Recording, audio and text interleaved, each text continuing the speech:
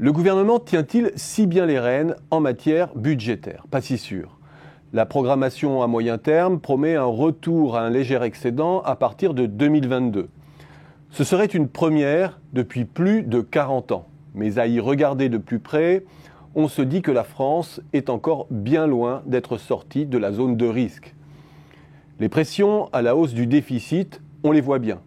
Il s'agit souvent de mesures temporaires, mais elles se succèdent, leur conférant un caractère quasi structurel sur le quinquennat. Un, c'est le remboursement de 10 milliards de la taxe sur les dividendes, lissée sur 2017-2018. Deux, c'est la pérennisation du CICE qui induit un double déboursement pour l'État en 2019, puisqu'il devra verser le CICE dû au titre de l'année 2018 en même temps qu'il subira le manque à gagner sur les cotisations. 3, c'est l'extension de la couverture chômage aux indépendants et aux démissionnaires, même si la mesure a été extrêmement vidée de sa substance. 4, c'est la suppression de la taxe d'habitation qui a bien un effet permanent. Elle concerne 80% des ménages à horizon 2020 pour un coût estimé à 10 milliards d'euros. Mais l'équation se complique pour le gouvernement puisque pour éviter une invalidation par le Conseil constitutionnel, il est dans l'obligation d'étendre la mesure à tous les ménages entre 2020 et 2021. Selon Bercy, ce sont 8,5 milliards supplémentaires qui doivent être trouvés, portant à environ 18 milliards d'euros la facture globale. Encore cette estimation ne tient-elle pas compte de la dynamique de cette taxe, ce qui pourrait porter la facture à près de 26 milliards. Le gouvernement s'est engagé de surcroît à ne pas compenser ce geste fiscal par la création d'un nouvel impôt ou par une hausse d'impôt, disant vouloir éviter tout tour de passe-passe fiscal. 5. C'est la reprise de la dette SNCF, 25 milliards en 2020 et 10 autres milliards en 2022. Même s'il existe un débat d'experts sur la façon d'en comptabiliser les faits en finances publiques.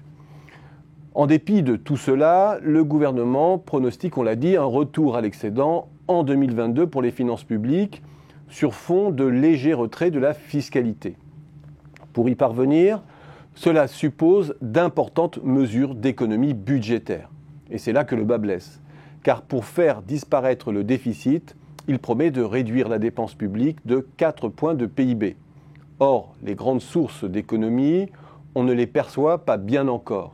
Le gouvernement commence à lorgner sur les aides sociales, les aides aux entreprises, veut réformer la prime d'activité notamment, mais on est loin du compte, sachant que les retraites ne seraient réformées qu'après 2022 et que l'on ne sait pas encore ce que prépare le gouvernement en matière d'éducation ou de santé. D'ailleurs, à regarder de plus près le programme de stabilité, on se rend compte que l'effort structurel se concentre après 2019. On se rend compte surtout que la conjoncture contribue pour moitié au redressement. Dans le premier cas, on est dans la promesse non argumentée. Dans le second, dans le pari plus qu'incertain.